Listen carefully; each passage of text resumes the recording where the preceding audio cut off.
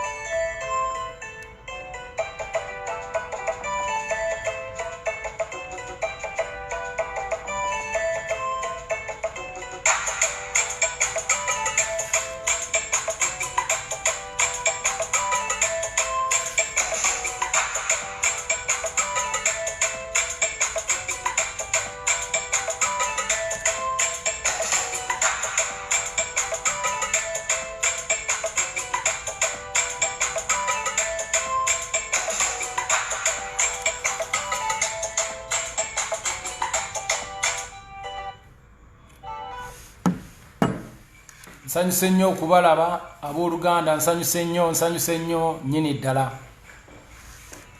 Amanya n'eddoboozi Edrisa Musuuza Eddy Kenzo. Nsanyuse nnyo okubalaba, mwebale kujja ku live eno. Era nsiimye nnyo Mukama ku lw'obulamu bwaffe nze nammwe baganda bange. Mukama wa kisa, alhamdulillah. Namusannyo mwenna abasiraamu once again. Salamu alaikum wa rahmatullahi wa barakatuh. Nina musaako baganda bange abenzikiriza ez'enjawulo nti namwe mugamba mutya Mukama waffe yebazibwe. Yenze Edrisa Musuuza wammwe mukwano gwammwe muganda wammwe owa bulijjo. Olwaleero nzize nyambadde nga musajja musiraamu. Lwa nsonga nzikiriza mu ddiini ey'obusiraamu. Obusiraamu bunyambye nnyo okundrivinga mu nsi eno nga ntambulira ku Mukama Katonda Allah ow'ekisa. Ntambula ne tasbiiri eno buli wembeera, ntambula ne Quran eno buli wembeera. Mukalaba kali portable kubanga lyekkubo erindrivinga oba mwenfunira courage to do whatever I do. I put all my trust in God. Obaffe gwe tuyita Katonda mu lulimi Oluganda. Olwaleero ekindeese ensonga ze mumanyidde ddala nga mwe muli eyaka video akaliikinze amaka audio akaliikinze era ne kavaamu attention eyatuuse ku sseeyo.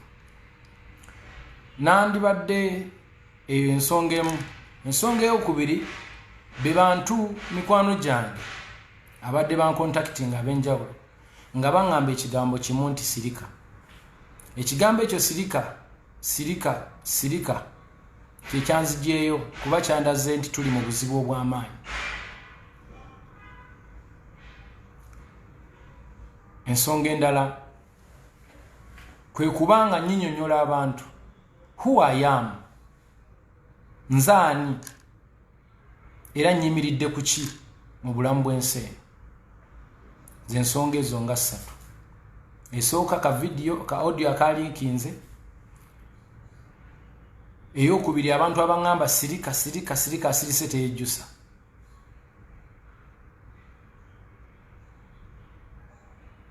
ensonga eyokusatu oba eyokuna kwe kussaamu abantu ekitiibwa kubanga abantu bonna bwe bafuuka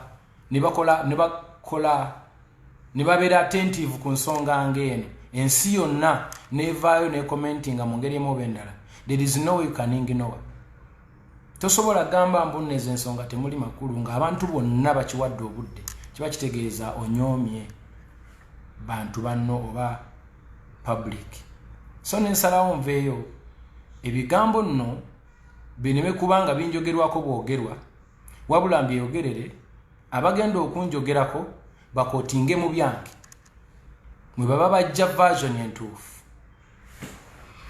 alhamdulillah bismillah ntandika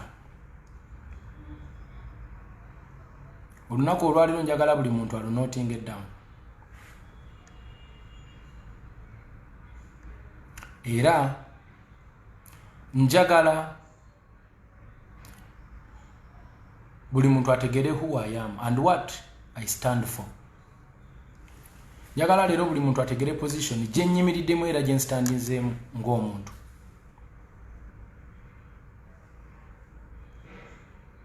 Ngenda kutandika n'emikwano gyange baganda bange mwenna abanjagalidde ebbanga abampagiridde ebbanga manfudde kyendi nange oluusi ne mbaako benfuula kye bali.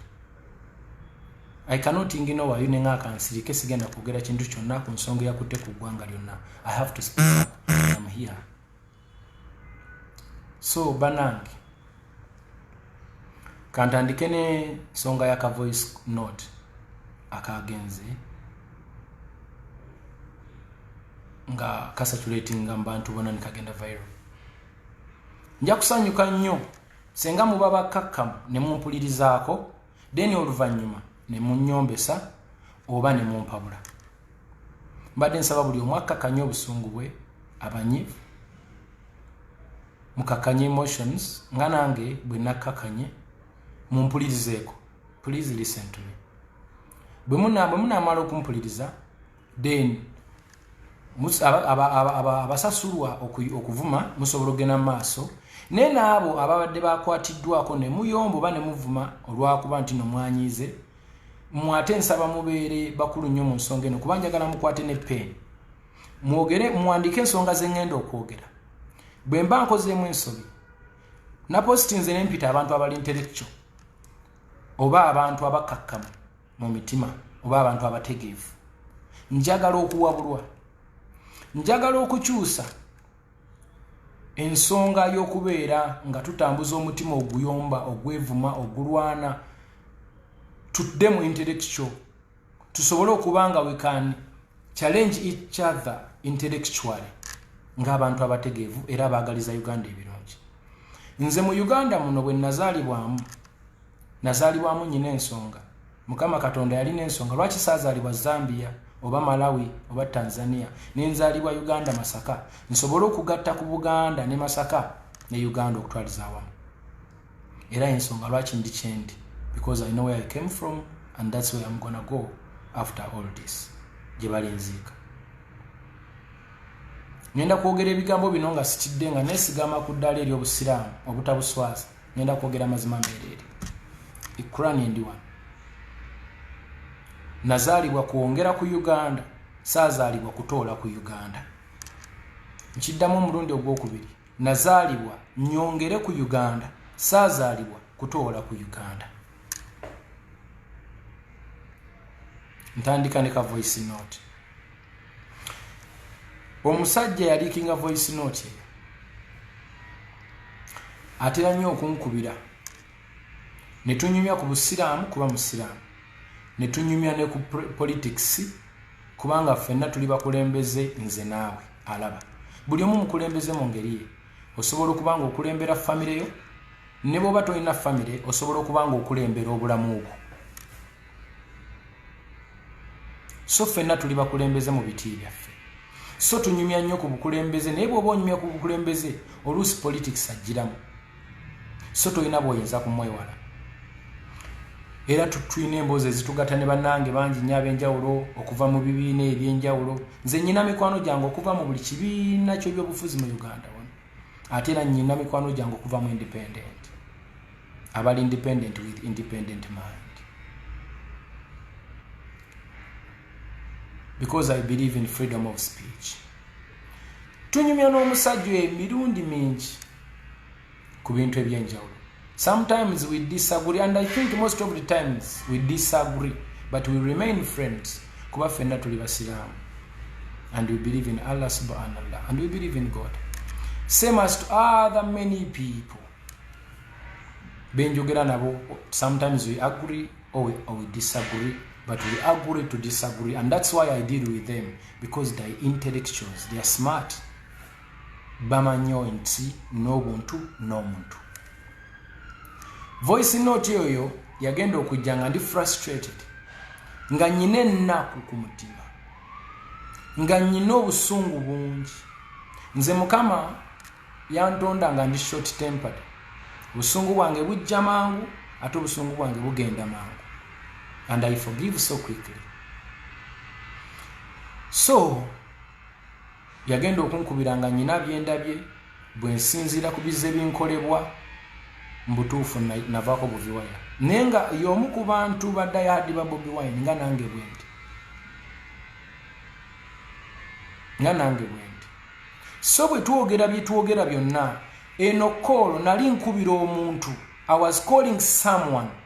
I was talking to a friend about our friend that we all love and support, Bobi Wine Kyagulanyi Ssentamu. I was talking to a friend and we were talking about a friend. Towuliriza voice note eno ng'olinga awuliriza interview nti nabadde ku interview nga nyina gwe nkubira. No. Giwulirize as a leaked audio, a leaked phone call recorded by someone bwe nyinza okugamba nti yandiddemu olukwe kubanga nadde sikimusuubiramu. Naye ndi musanyufu nnyo nti audio eyo yatambudde. Osanga Mukama Katonda alina kyayagala okuyisaawo.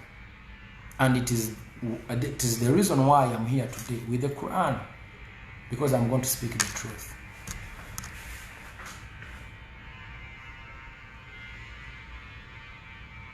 I really do respect Bobi Wine. Era naye akimanyi. Njagala nnyo Bobi Wine. Era naye akimanyi. Mu 2007 bwe nali ngenda okuyingira local karaoke competition ezateekebwa Straka Mwezi ne Rwamit Miles.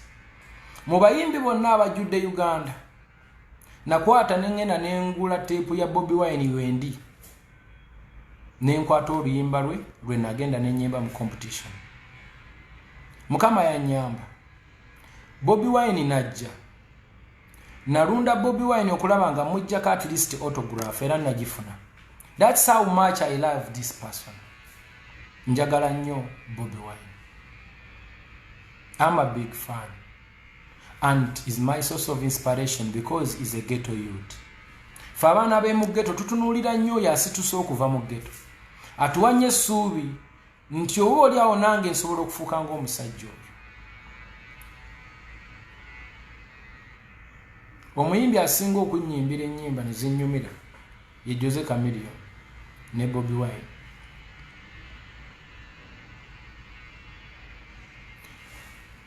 N'abalala bannyimbira ne zinnyumira nnyo, but sometimes tuli bantu abalina choices. Olumu tutwagala abantu not because nti bayimba nnyo baki olwa story zaabwe, olumu ne tubaagala olw'empisa zaabwe, olumu ne tubaagala olw'ebigambo byabwe.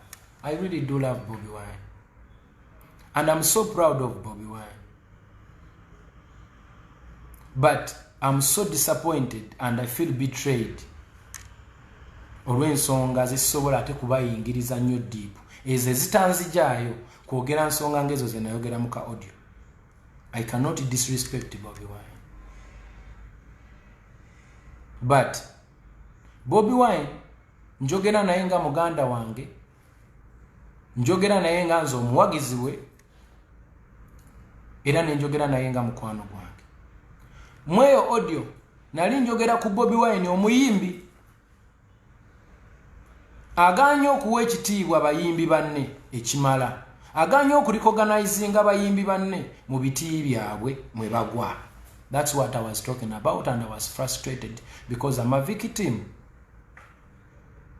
Kati buli muntu ali eyanvuma njagala oddeyo owulirize audio eyo, ebigambo bye nayogera nga bw'obiwandiika wansi, bw'omala okubiwandiika obyanalyzing ojompabule intellectually.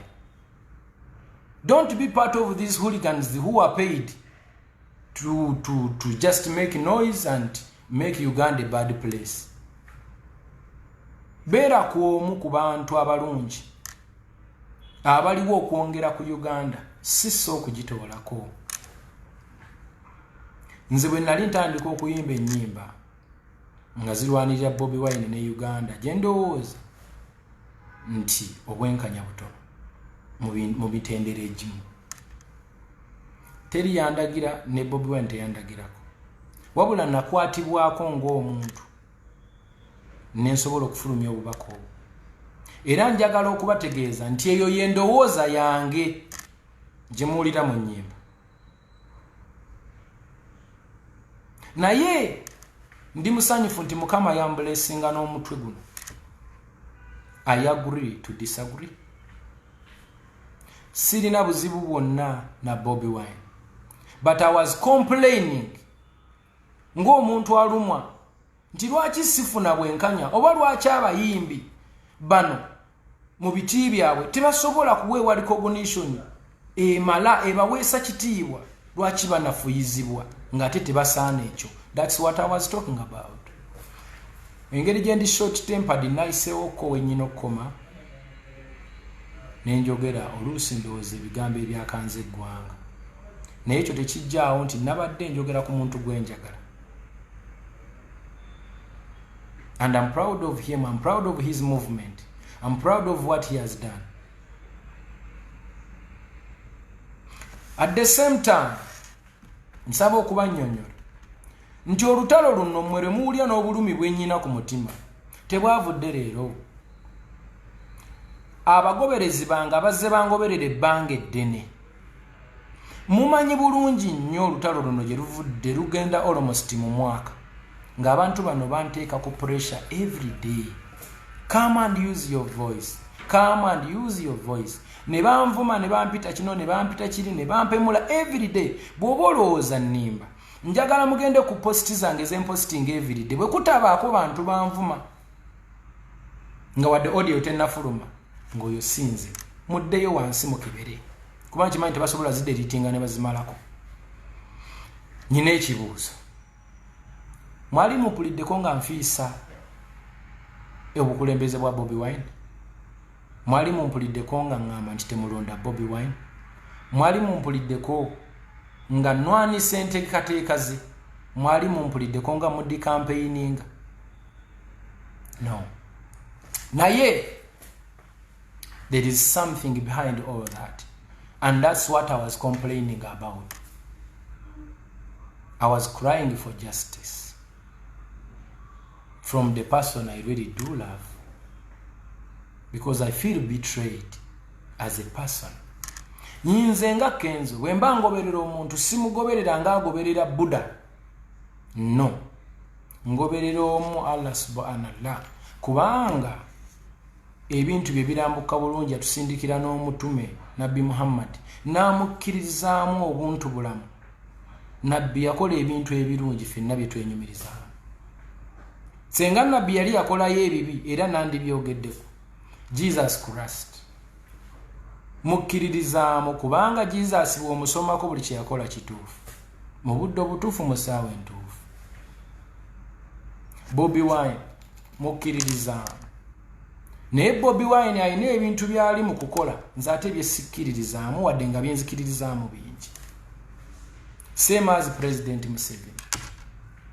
President Museveni mugoberedde ebbanga ddene namukolerako ne mu 2011. After 2011 natandika okulaba nga ebintu ebimu ebitambula nze tebinsanyusa nga kwotadde n'okuba nti saasasulwa bwe nabakolera. Simanyi oba ye yanyaga oba be yatuma tebampa sente zange naye saasasulwa, and I didn't complain because I respect President Museveni. Sirina buzibu ku Bobi Wine, guno omukono gwa ddyo. Bwe mba nnyina obuzibu ku Bobi Wine ng'era mwagaliza kibi, nsaba Mukama Katonda anzigyeko buli kye nnyina, nsigale bute ntambuze ebigere ku Kampala Road. Bwe mba mwagaliza kibi Bobi Wine, era nkutte Qur'ani nti bwe mba nnyina ekibi kye njagaliza President Museveni, nsaba Allah nkole kyonna ky'asinga okwagala. Bwe mba nnyina obuzibu ku mukulembeze yenna ow'eggwanga lino, nsaba Allah nkole buli kimu ky'asinga okwagala. Bwe mba nnyina obuzibu ku muntu yenna eyanvumye oba abantu abalina enzikiriza zaabwe ez'enjawulo, nsaba Allah ankole ky'asinga okwagala. Sibalinaako buzibu, but some of them I disagree with them. I disagree with the Honorable Kyagulanyi olw'ebintu ebimu bya driving. I disagree with the President Museveni olw'ebintu ebimu bya driving. I do agree with Bobi Wine olw'ebintu ebimu byatambuza. I do agree with President Museveni olw'ebintu ebimu byatambuza. Ku bantu ababadde basinga okunvuma nga bannanga okuba nti nagenda ewa Museveni,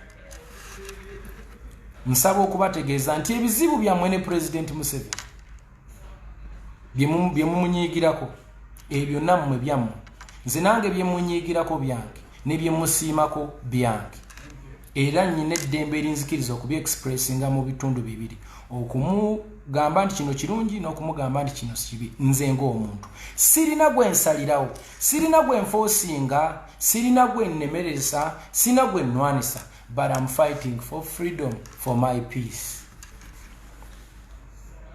Omuntu yenna ngamba mbu lwaki wakyalira Museveni oba oli mukunzigulako lutalo, kibanga bw'oŋŋamba nti lwaki oyagala nnyo Bobi Wine,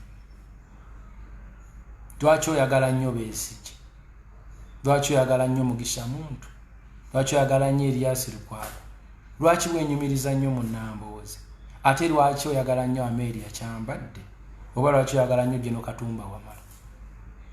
Kubanga bakulembeze abakwatiridde Uganda eno gye nsobodde okugaggawalira mu munansonyiwa, siri mugagga nnyo naye ate siri bubi, kubanga mu nsi eno kasita ofuna abaana n'ofuna ettaka n'amayumba n'ofuna emmotoka oba olinako wootuuse, ebyo nno tebyandibadde bikulu kubanja kubireka, naye kasita oba n'obulamu, obulamu kyabugagga. Yensonga lwaki mpa President Museveni credit, kubanga ebbanga lyonna lyembedde mu nsi namusanga afuga, tanzitangako ate neerwanyeeko nembaako byonna byenfuna. Singa President Museveni wano yateekawo ko ku lutalo wano mu Central Buganda oba mu Uganda wano, nembanga nfunamukko okulemesebwa, nandibadde sirina BET, sirina baana bange, sirina nyumba zange, sirina mataka gange. Nze nno munnange ntobye nentuuka n'okuba nti nagula ne ku beach, era abantu tugenda liirayo ebyennyanja obudde bwonna. Kati sinza butamuwaka credit yako. However much I also do disagree with him. Sinza butawa Bobi Wine credit zaabwana nti Bobi Wine alwaniridde eddoboozi ly'omuntu we wansi okubanga liwulirwa. I thank him for that. Munfuna bulungi. Nze ndi wano okwe-expressinga what I believe in as a person. I'm not here to speak for nobody. I'm not even to speak for my children. I'm here to speak for myself as Eddy Kenzo. I'm expressing my feeling on a honest point of view. Wonna wawulira nkoze ensobi nsaba noting ojompa bulemu. Nsaba wabeeyo omuntu ajja ambuulira nti lwaki nnyina okuwalana Museveni mu bulungi obw'ekitalo. Nyinyonyola lwaki nnyina okumuwalana. Era ombulire lwaki sirina kwogera naye mu butungi obw'ekitalo. Bwonna mpa points zo nga ndaba zimakinga sense, I will stop. Era njagala ompa ensonga lwaki gwolowooza mpala na Bobi Wine. Bino ebintu tusobola obikola on camera nga n'abantu balaba ne tufuna discussion ng'abavubuka abategeevu. Nebino ebintu byogenda nga tuvuma ensi yonna muswaze ensi yonna byebimu ku bintu ebyanzijja mu layini y'okubanga ntambulira mu mbeera eyo ey'obuwagizi bwa people power kubanga nalaba nga waliwo ebintu ebikolwa nga nze sibikkiririzaamu ate siri ndiga nti ngoberera bugoberezi nze ndi muntu alina byenjagala okubanga biyitawo ndi muntu alina kyayagaliza Uganda eno okujongerako kati nange nnyina bye ndowooza nti biyinza okukola ne bitambuza Uganda era ne bigitwala mu maaso kati gwe bwe mba nkugoberedde nga nkuli mabega naye nga ndaba tokkiriza kuwabulwa toyagala kwogera n'abantu toyogera kutoba abantu budde toyagala then nze ngamba kati kanzireke ebbali kuba kati kino kinsusse naye sigamba nti bambi mpalana mukulu wange mwagala nnyo era mwagaliza nnyo I wish him all the best Kurani njikutte bwe mba mulinako obuzibu Allah njijulire mu bulamu bw'ensi eno bubi nnyo oba ndekewo mbonaabonereko si mulinaako obuzibu alaamu alamayi njogera nga nkute Kurani nze nagenda ku Kaaba ne njeetoolola ne nsaba Allah ekisonyiwo byonna bye nali nkoze mu nsi ensonyiwo bwe mba nga nnimbye nga nswaza Allah Katonda gwe nzikiririzaamu nga Bobi Wine nyina kye mwagaliza ekibi era bwe wabaayo omuntu yali ampadde ssente nti genda okyaye Bobi Wine abantu oba genda ofiise Bobi Wine nga baazimpa nti genda omufiise era Mukama nkole kyasinga okwagala na meetinga President Museveni ne twogera bye twayogera ne muviira nga taŋŋambyeko kigambo Bobi Wine nayogera ku byange ebinkwatako ne industry ng'omuyimbi kuba nali ntutta award though nandisabye this time engeri gye nvumiddwa n'enkyayibwa abaagalwa abange abamu ampa obudde President Museveni oba asobola mubuulire ku mboozi eno gye mpiseemu era mubuulire lwaki embeera eri bweti senga anaaba mpadde omukisa alhamdulillah nandyagadde omunnyonnyola ekiri ku ground kuba nkimanyi era kye nandisabye ow'ekitiibwa Kyagulanyi ampite magere aŋambe Kenzo tusobole okulaga ekifaananyi abantu mwe abali eyo nti ensi terina kulwanagana bulwanaganya wabula okuteeseganya ate kye kisinga obukulu mukkiriza mu Jesus Christ and Nabi Muhammad njagala mutunulira abantu abo ebintu bye baakola n'engeri bwe baahandolingamu ensonga kyali kikulu nnyo y'ensonga lwaki mubakkiririza omuntu yenna yeegulumiza ne yeefuula Sipiria n'alowooza nti ye tagambwako ne batuuka n'okugamba nti tasobya then nze ng'omu awo mba nzirako ebbali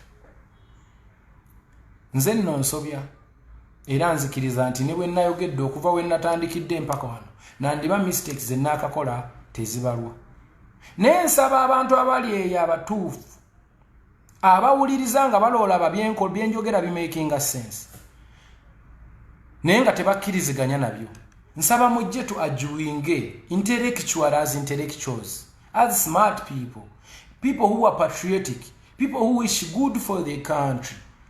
Tuogere ku bintu bino munyambe nange mbayambe tusobole okufuna solution. Ne tuli mu kuyomba, tuli mu kulwana, tuli mu kuwemola, tuli mu kuswaza ensi Abaganda muswaza Obuganda nga tetulina solution. We are just fighting. What are we fighting for? This is not even fighting for freedom, because if you don't have freedom of speech, then you don't have freedom. You have to let me speak my heart out. And then, nombulira chokola. After letting me open my mind, my mouth and my heart, and I express what I feel from the bottom of my heart, in that you can advise. But when you stop me from talking, you want to know what I'm thinking, and you are driving me to the wrong road. Oyagala kumbuza. Mukkiriza abantu baveeyo boogere kye balowooza nti kye balina okwogera. Then mujje mubawabule oba muyitalakitinge bulungi tusobole okufunira eggwanga lino solution. Kubanga ffenna tukkirize, it is a mess right now. It is a mess.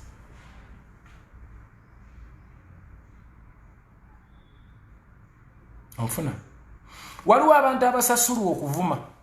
Abo bo mubaleke bagende mu maaso kuba ogwo mulimo gwabwe. It is a job, it is part of maybe the strategy. But I'm talking to the intellectuals, lawyers, young educated people from Makerere and different universities. You guys come out and speak up. Come and give your view. Don't keep quiet. Don't let the country fall just like this because you fear to be abused. Don't be intimidated by nobody. Come and give your view because this is your country. Njagala okuyita buli muntu ali asirika nti bavuma nnyo. Jangu oyogere bakuvume nenga nawe tutegedde kyolowooza. Namwe abavuma njagala okubabuulira nti nze siri mu kubalwanyisa era mbaagala nnyo alhamdulillah. Nsaba Allah bawe kye musinga okwagala. Naye munnange mbaagaliza mirembe. Era whatever I'm doing and whatever I'm going to do, I'm doing it for the best of our country. And I believe I have done something. Ntaddeko ettoffaali ku dunia yattu eno ku lukalu Uganda. I've done something. Right now as I speak, okusinziira ku message zenfuna, I'm expecting okufa oba okufiirwa. Kubanga message zenfuna bwe ziŋŋamba.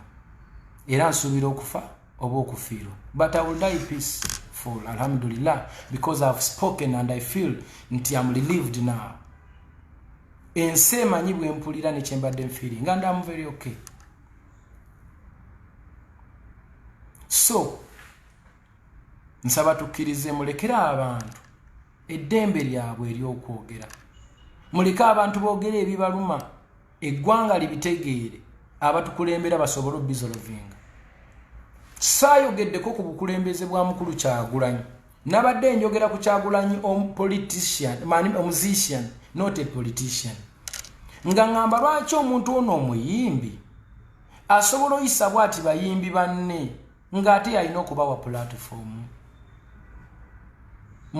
Nnyo naye tekitegeeza mbu siyinza kumunenyaako senga mba ndaba ng'alina waalage watali watuufu. Sina kumunenya but commenting.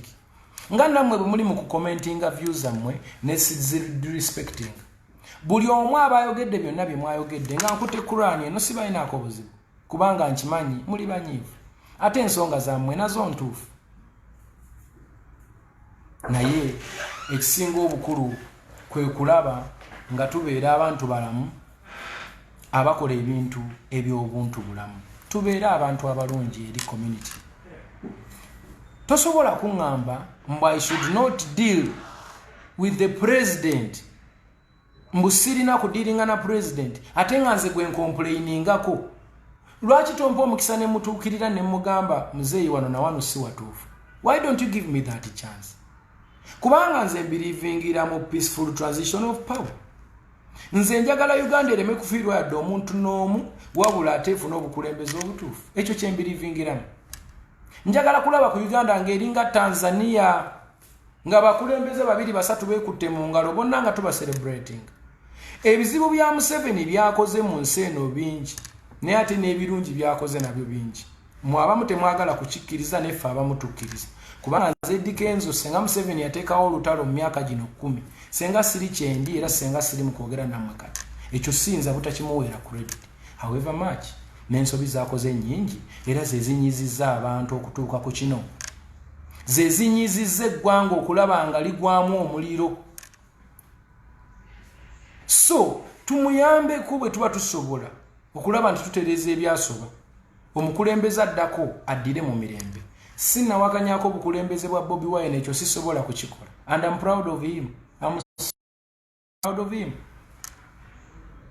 Naye temunziba mumwa, temuziba bantu mumwa, temuvuma nsi eno, temuwemula nsi eno, temuwemula nsi eno Uganda. Kuba ebintu bino bigenda kusigala ku record.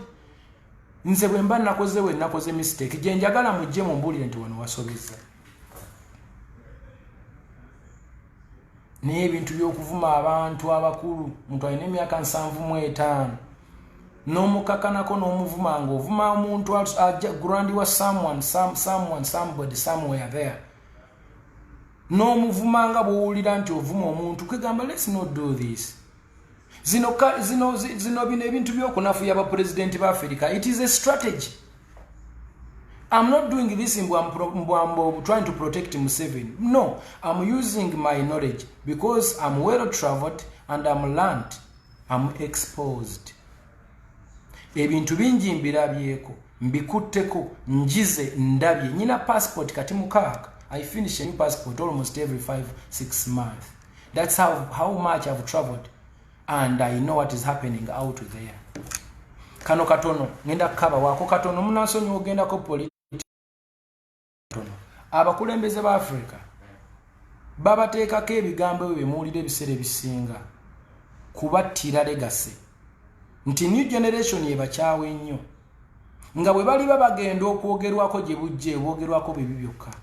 For example wano mu Uganda Museveni tumuyita dictator naye kambajjukizeeko katono nti Queen wa Bungereza akagifugira emyaka gyonna teri amwogerako. Bajja leeta politics mbu Queen simanyi biki naye bw'abanga bwe kiro bakyogera kale balonde president tulabe obaana abikkiriza. Eyo tuveeyo. Trump ayina emyaka 74, Museveni ayina emyaka 75. What is the difference? Ayagala kuddako Trump. Gwe baleeta asinga Trump obukulu. Tuddeyo nga balonda Trump we baali bamulonda Hillary Clinton dayo ku internet buli kyenjogera kiri ku record. Hillary Clinton yasinga Trump obululwe milioni 2 nga bw'onabeera n'omuntu n'omusi emilioni 2. Senate y'abantu 40 n'erondo ono abantu 40 ne basinza abantu emilioni 2 obuyinza. That is dictating. But I'm not gonna go. Esijja genda. Ebyo sibinkwatako. Naye kyenjagala okwogerako kye kino nti ffe kale buli omu awagire kyawagira okusinzira ku ndowooza ye. Ne buli omu awagire mu mutima omulungi. Buli omu awagire mukkirize Uganda eddeyo nga bwebadde ku mulembe gw'abeesigye.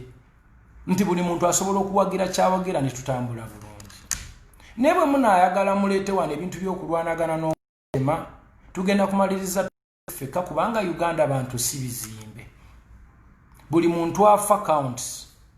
Abaana mbalaba mulwana ne poliisi ne mugikuba ebikonde tubasobola yafuuka tubasobola naye ffe abamu tetubasobola. We can only speak by law. So munansonyiwa sirina muntu yenna gwe nkubira campaign and I'm wishing all my best to my brother Bobi Wine.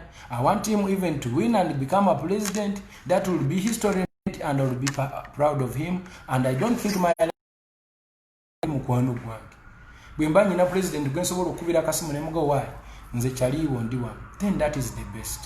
But tetulina bwe tugamba nti abakadde baffe tubajje wate baffe bufi, but we can help them to rest bulungi nga tukozesa obuvubuka abalowooza obulungi okusinga bannaffe abapromotinga entalo. Tribalism tulina bulungi bannaffe betumanyi nti buli kalulu bwe katuuka bapromotinga tribalism kibakolerera kibutaala mu bakulembeze. Neffe ababeera baawasa abantu betwawasa amakiga gaawukana obwana busigala mu bbanga, abantu beetemera ku myenge, abantu beerwanisa, abantu beewalana, bizinensi zifa. Nze nfunye sente olwaleero this, let me be honest with you my people. So I'm not trying to brag. No, I'm being honest. Nze sente zonna zenfunye nzijje mu mawanga magatte. I'm one of abavubuka abatabo omulembe guno abaava ku nothing to something. Nga sente nzijja mu bantu balala bwe mpromotinga tribe emu oba bbiri then mbasiri fair eri Mukama Katonda yampa omukisa ogwo. Bannange nze saagala tribalism, ekyo nkyogeredde wano. I respect everybody, I love everybody. I love people from all over Uganda. I love people from all over the country. I'm not a racist. I love all the people because I believe in one love. Nze nkimanyi muli banyiivu era mulina ebigendererwa byammwe. Ne nsaba mukkirize tutambulire mu nsi ey'emirembe, ekyo kye kisobola okututwala mu maaso. I'm here to express what I feel inside me. Bwe naamala obyogera bino njagala video eno mugisaving. Bwe naaba nfudde nga bano abantu we bagamba nti bagenda kunzita oba okutta abaana bange, musobole okubanga mugizanyira abaana abaliddewo nti Kenzo endowooza ye yali bweti, and this is my view. I believe in peaceful transition of power. I believe in respect the elders. I believe in respecting each and everyone ku myaka gye, and I do practice this. Abantu ababeera nange, you know, I practice this. I love everyone. However much nti nno tuli frustrated, nanga I'm part of you guys. Siri musanyufu. nange ndi omukumwe aba complaining abanyigiriziddwa. I'm also pressed in my own way. But fighting is not the solution, my people. Wanga kati gomvuko w'emyaka 2 ayagala okulaakulana bataddewo awo embeera oluusi egenda mala emyaka 2 nga teteredde. Kakati gwe ate byewandifunye kati obifunye ddi? Omwana omuto abadde alina ogenda ku ssomero asome. Nayogera bino nyina n'engeri gye nsobola okufuluma eggwanga lino at any time kuba obusobozi mbulina ne family yange. How about you, my dear brother, somewhere atalina na passport? So sijja genda nnyo mu bingi, but I'm speaking my mind and I'm ready to die as you guys promise me. But this is what I believe in. I'm independent. I don't belong to any political party. I'm independent with an independent mind. I'm waiting to vote. Nali ngambanga nti ngenda kulonda gundi era nerinnya nendeogera. Olw'embeera gye mumpisaamu ey'okunvuma n'okunvolonga n'okwagala okummalamu ekitiibwa, kati nasigazza genda kulondera ku ballot. Nze mmanyi gwe naalonda. I'm an independent person and I will vote. I'm ready to face all the challenges ezigenda okujjira ku bino. Bino byonna mbyogera kubanga I'm passionate and patriotic. I love my country. I believe in mistakes. Mistakes nga batukulembe okubayambako okuzikollectinga.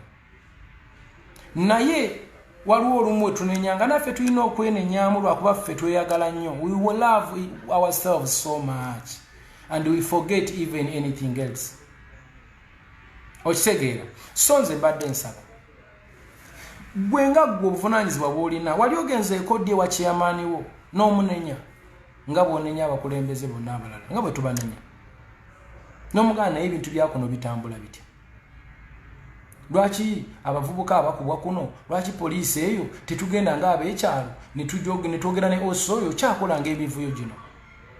Lwaki mutabani wa gundi akola bwati mwakomadde okola bulungi bwansi oba okulongoosa omwala? Naffe tulina ebizibu byaffe lwakuba tetubitunulamu. Kati nno nze ayogera naawe nali nkikozeeko.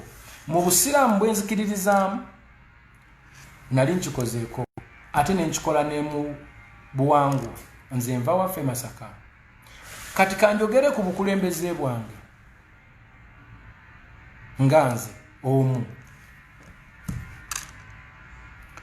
Mu busiraamu abasiraamu tebakkiriza kwogera bye bakoze, naye ngenda kubyogerako olwaleero kubanga waliwo ekizibu kye tuli mu kusolovinga, and that's what I'm doing today. Abasiraamu nsonyiwa okwogera ebyenkoledde obusiraamu, ngenda kubyogera lwa nsonga nti nnyina omuntu gwe njagala okulaga nti ffenna tulina obuvunaanyizibwa okutambuza eggwanga buno mirembe, era buli omu akkirizibwa okukola omulimu gwe. Siri mu byagamba mbu ate londo ono oba londo oli, no, ebyo byokulonda mbirekedde mmwe era no campaign nga nkulekedde mmwe, era buli muntu njagala alonde gwawulira nti yamusingira. Naye ebintu by'okwevuma, okuswaza ensi, okwettattana, okumalako abantu eddembe ly'obwogezi, ebyo mubireke bantu bange. Wakati nze gwe mugamba okutta eno ngitaddeko ettoffaali. Nyina obwana bwange buto mugamba mugenda kubutta, naye lwaki tufuna enjogera eyo? Naye kyamukisa mulungi ndikoze video eno. I will die happy and very happy. Alhamdulillah. Era bwe nva wano ngenda genda e Masaka ndaga abantu nti bwe ndiba nfudde munteekanga wano kubanga kati kyenjolekedde, I think. But I'm happy. Nze nagenda ewaffe mukyalo kati njogera ku bukulembeze obwange kubanga I don't need to be in parliament to help my people. No, I only need to be myself, the original me, and I help my people. Nava wano nengenda mukyalo. Nyina we nasooka nengula yiika 2 era we naziika muzeeyi wange. Emyaka bwe gyetooloola 2 kyafuuka ekibuga. Nengamba wano sijjaawo. Nfuna nengenda ku ssaza nengulawo yiika 2. Nembalamu nga yiika 2 ziyinza obutamala olw'abantu bembeera nabo abangi n'ebirala. Ate nga nawo ndaba mu myaka nga 2 kiyinza okubeera ekibuga. Neeyongerayo mu kyalo nembako wengula awantu ewaneneko. Bwe natuuka mu kyalo, ekyalo kyaffe bakiyita Kijumbula, era bw'oba ogenze n'otuuka ekijumbula ekyo kiri mu Kirumba. bajja kubuulira nti Kenzo ewewe wali era we muli nteeka senga bino byonna biba bitambudde bubi oba bulungi alhamdulillah nze siri wano kubeerawo forever. Bwe natuuka ku kyalo okwo nga maze okusasula nga nguze enkeera waalwo naddayo nempita abatuuze ne mbagamba bannaaye nagamba chairman mpitira abatuuze njogereko nabo bamanye ne mbeyanjulira ne mbagamba bannaaye yenzo omuyimbi wammwe Eddirisa Musuuza Kenzo nazze kugula wano kubanga I believe this is a good village. Muline ettaka eddungi muline ekyalo ekirungi and I believe nti tusobola okubeera kuno mirembe. Ne mbagamba naye sizze buzzi wabula n'enkulaakulana nzireese. Buli gwe nali naye mu lukiiko yalowooza nti nze Musuuza nzize kwesimbawo. Ne mbagamba nedda sizze kwesimbawo naye nzize okuleeta enkulaakulana kuba nze Eddy Kenzo ate nzize. Nakwata miliyoni 10 ze sinnabawa kubanga tebannampeereza pulaani ya SACCO. Ne mbaganye ne miliyoni 10 era nakati nzirina bwe baneetereza ngenda gendeyo bambule pulaani nzibawe. Ne mbaganye ne miliyoni 10 njala tutandikawo kasaka katono tulabe kayinza gejja katya kasobola okuyamba ku kyalo kyaffe. Era ne mbagamba nti ekkubo lino kuba ekkubo lyali teririmwangako bukyanga tuba babaawo mu nsi teritanga mu tractor. Ne mbagamba engeri gye ndi Eddy Kenzo nja kukozesa ka influence kanga akatono ekkubo lino lijja kulimwa. Okuva ku kkubo okutuuka ku kyalo kyaffe ziri eddakiika nga 2 ku 15. Nakwata ekkubo ne ŋŋenda ewa Kasolo atutwala member of parliament. Ne mugamba bw'oba omanyi nti wali olinnyeko ku kyalo kyaffe n'ojja okusaba akalulu honorable ng'era olina minisita tusaba otulimire ekkubo lyaffe eryo okolagana n'abekikwatako balirime. Bw'oba oganye honorable I'm going to decampaign you ewaffe togenda kujjayo kalulu honorable Kasolo nali ntudde naye mu meeting mwagala nnyo mukwano gwange but I was going to decampaign him. Nasanyuka nnyo okubanga ndi Ivory Coast nenfuna essimu okuva mu kyalo nti ekkubo baalimaze. Nayogera n'abeekyalo mu meeting eyaddako ne tukubira ab'amasannyalaze nga tubabuuza kiva ku ky'okuba nti ffe tetulina amasannyalaze era kyetaagisa ki. Ekyo kye tuli mu kukolako. Nayikondo kuba amazzi bagakima wala ku luzzi agonja kugabasimira kubanga ndakagula esibbanga ddene emyaka ndowooza nga gumu kitundu tugenda mu 2 ate nga sitera gendayo nnyo kuba mbadde busy nga travelinga nnyo. Otherwise nga mbadde nnyo nga mbeera nnyo Uganda nandibadde bingi nabikolako. Saakomaawo ne njogera ne mukwano gwange Umaro ne muga Umaro oli musajja musiraamu oyagala nnyo obusiraamu n'ekyalo kyaffe omuzikiti mukadde nnyo. Umaro yeetema agenda zimba omuzikiti gwe ku kyalo kyaffe. Church nze ngenda kugyezimbira. Waliwo akasomero kaffe akasomesa abaana okuva ku P1 mpaka ku P4 basomera mu kayumba katono tebalina ngatto tebalinaki. Natula ne tiimu yange Eddy Kenzo nga tukozesa Eddy Kenzo Foundation ne tugula engatto bonna era ne tubagulira uniform bonna. Ne ngenda mu Richard Handi nga nkozesa mukwano gwange Humphrey nabimanya ne mubuliramu essomero lyaffe eryo ku kyalo. Nangulira peni n'ebitabo n'eziseeti n'eziruula ne tugenda ne tubawa bonna. Pulaani zennyina ery'essomero eryo nnungi nnyo kuba Mukama bw'anaaba annyambye n'enkolagana ne bannange tusobola okuzimbawo akasomero akali beta nga tuyita mu nkolagana ey'okuyambagana ne connections zennyina. Munfuna bulungi. Nyina pulaani endala nnyingi nnyo ku kyalo kyaffe. Lwaki njogera nnyo ku kyalo kyaffe? Kubanga gye ngenda okuziikibwa nze gye nva. Naawe nkuwa challenge munnanga mpuliriza nti bw'obanga oli eyo olina obuvunaanyizibwa okutereeza w'obeera okusinga okwononawo olw'okuba bali abeeyagaliza bokka bakunyiizizza. Tukkiriza abantu abo beeyagaliza nnyo ekimala naye batukyaye ensi yaffe batukyaye bannaffe batukyaye baganda baffe. Why don't we get a solution? Gwe solution yeyinza okuba nga yakulonda mwami Kyagulanyi, thank you very much. Omulala solution yeyinza okuba nga ganze mzee agira abeerawo naawe weebale. omulala ayinza okubanga ganze nja kulonda FDC webale nenze kye nandisabye temwandibadde partisan wabula mulonde abasobola temulonde ebibiina londa asobola kubanga tulina abantu abali mu opposition abalungi nnyo ate tulina abantu mwene alemu era abalungi nnyo nga wadde pate yaabwe nga bwe mundaba waliwo wetu kyankalinyiza wangi nnyo era ensonga lwaki tuli mu mbeera bweti namwe gye mulaba ensi yonna ekutta akati bayombesa omuntu nga Eddy Kenzo ayongeddeko wabula tatoddeko olw'okuba nti nno leaked voice note and it is leaked ate yavudde mu side yeeri sinze nagitadde bali be bagitadde omusajja agamba oyo mbu yagiweereza eri baagala etuuke ku Bobi ntule ne tusolvinga ensonga kubanze Bobi namuweereza video voice note nga muwe ebitiibwa byonna nembimalayo era ne mwenyonyola lwaki njagala mu meetinga nali njagala kwogera ku ebyo ebinnuma era namwe bwe muwulira mu voice note eri nali ngezaako okumunnyonnyola era ne baŋŋamba bali abasajja ne mugamba omusajja oyo nti yaŋŋamba tumugambe ki ne mugamba mu mugambe nnyina birivu nti fe ali mu kutunafuya bayimbi banna abanene olwo si lukwe. That is being honest. Bwe njogera ku bukulembeze bw'obusiraamu nga nze omusiraamu obuvunaanyizibwa bwe ntutte mu busiraamu abasiraamu saba mu nsonyi kino tekikkirizibwa naye waliwo kye tuli mu kutereeza mu society. Nfuna nze saagala kwesimbawo saagala kunnonda sigenda kwesimbawo wabula ndi mukulembeze okukululira ayagala okulaba nti ensi etambula bulungi. I love leadership and I love people. I love people. I want to see people smile. And that's why I have Eddy Kenzo Foundation. I do this for humanitarian work because I want to see people smile and want to put a smile on someone's face using my small capacity. Salama Road kwenkolera. Emizikiti gyako gyonna egiriko. Baseeka baako bonna abaliko. Bwe mbanga simuwanga ku ssente cash ng'omuntu.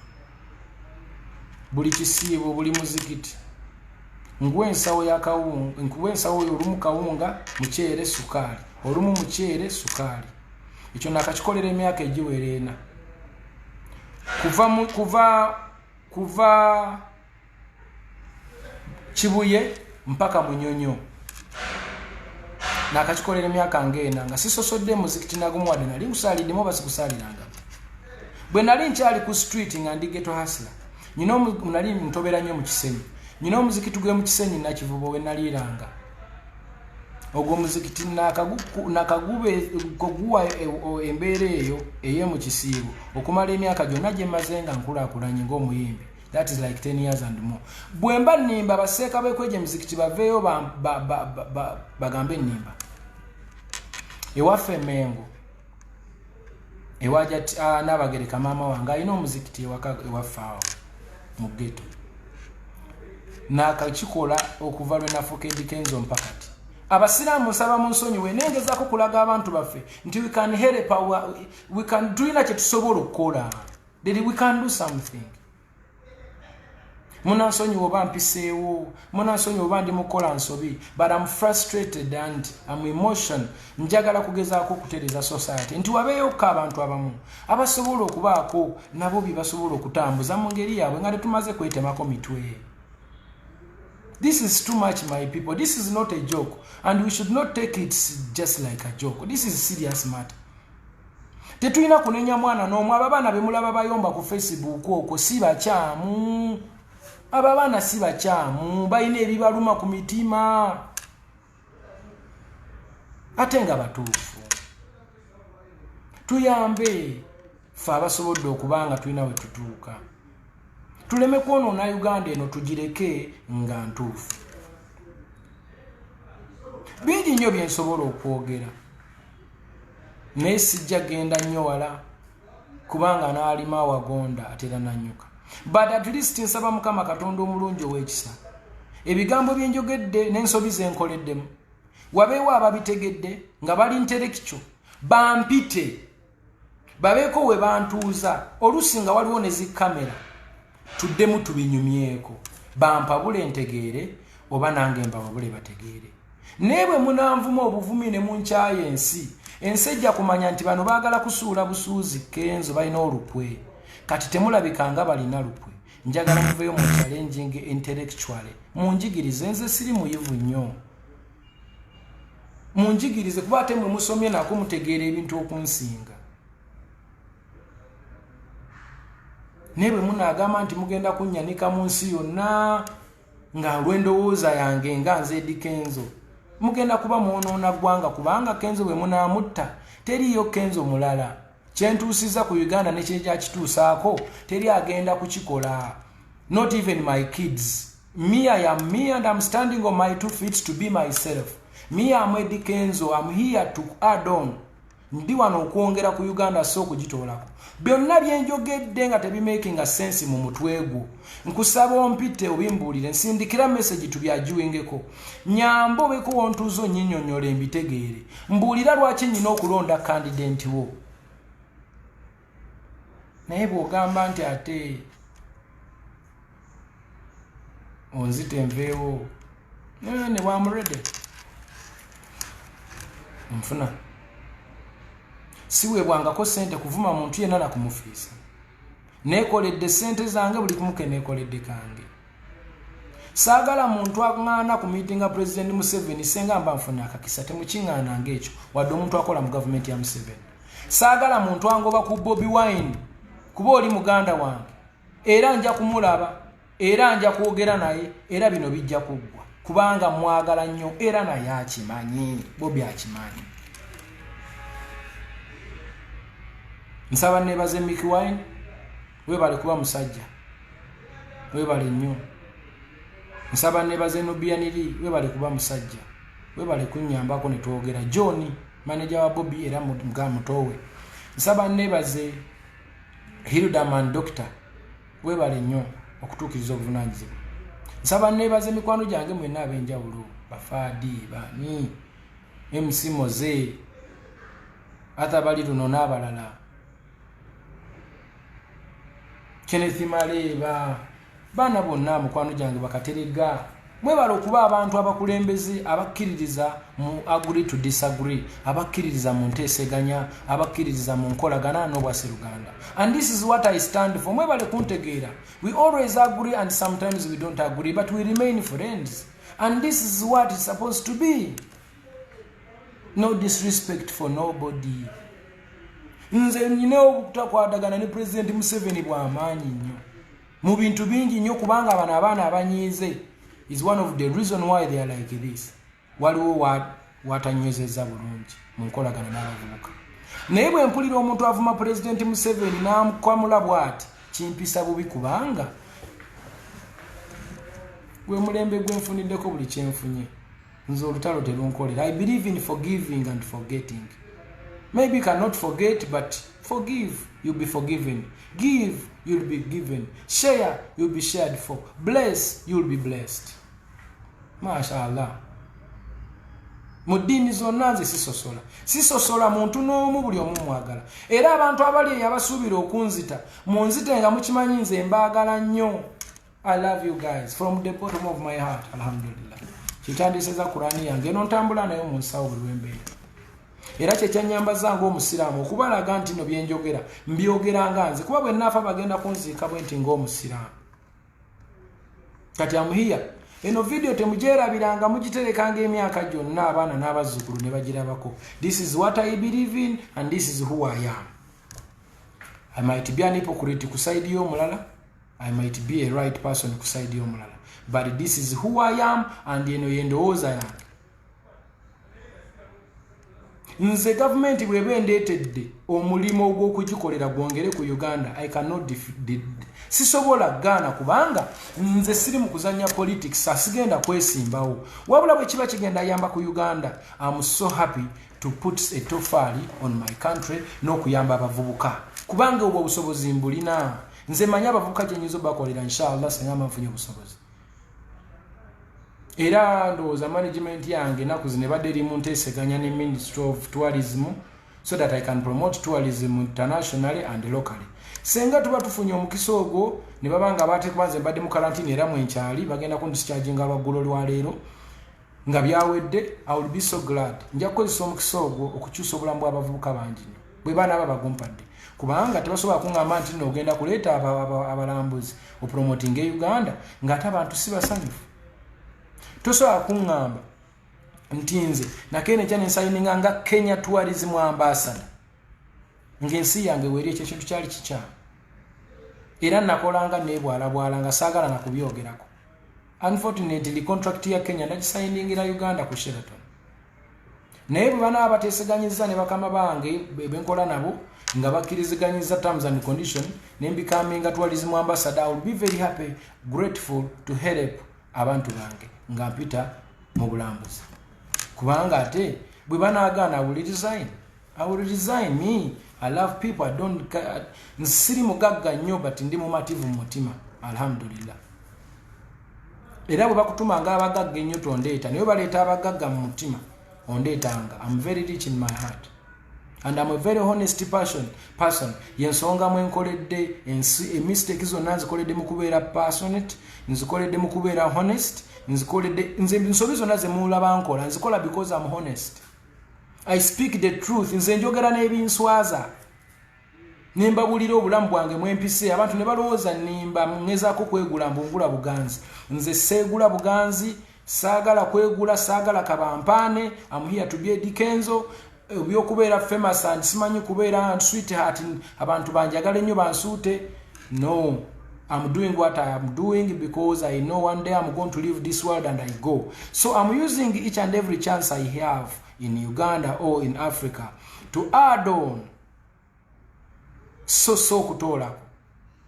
Bino emirimu gye ngenda okuleka nga nkoze mu nsi muno gye emirimu egigenda okunfuula omuntu tomorrow nga navaawo legacy. And that's why Bobi Wine is my hero.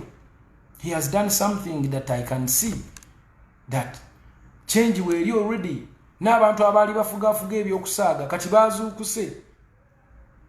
What a man. What a great personality. What a humanitarian.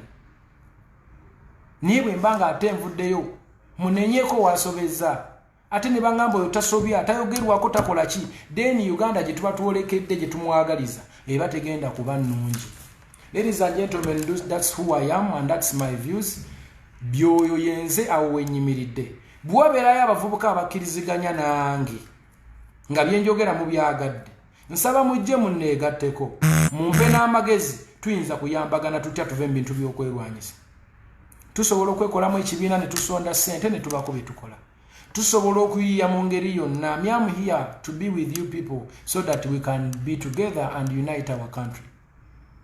We can make better a Uganda nga tuli wamu ngera tuteesa. Naye bwe tuneevuma ne tweswaza ne twedobongola ne twefiisa ne twagala okwesuula ne twezza wansi, nothing will happen. Nze musuuza gwe mwagala okusuula oba okukyaya ensi. Mukama Katonda byampadde si bingi nnyo era nkyayagala okufuna ebitonotono. Naye ate byennyina nsobola okutandikirawo, nsobola okulima alhamdulillah. Nja kuddako e Masaka mbalage n'ennimiro zange. Muyinza olowooza nsaaga, nja kubalaga amataka gange. Okitegeera?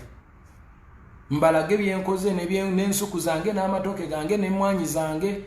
Nsobola okuddeyo n'ennima naye sigenda kubeera hypocrite. Nzize wano neesese neeyogeza eby'ekiyaayi ng'ate nnimba. I think I've expressed myself. God bless you for God and my country. Assalamu alaikum. Mukama abankuumire mubeere bulungi buli omu gyali abeere mirembe. Mbaagala nnyo nnyini ddala. Nandiyogedde bingi okusinga wano naye nja kuwonoona. Already ndabika nayonoonye dda. Kale mwebale, saba Mukama abankuumire. Abanjagaliza ebirungi mbaagala nnyo. Nammwe abantegekedde ebibi Mukama abampeera omukisa. Kuba nze sibalinaako buzibu. Assalamu alaikum.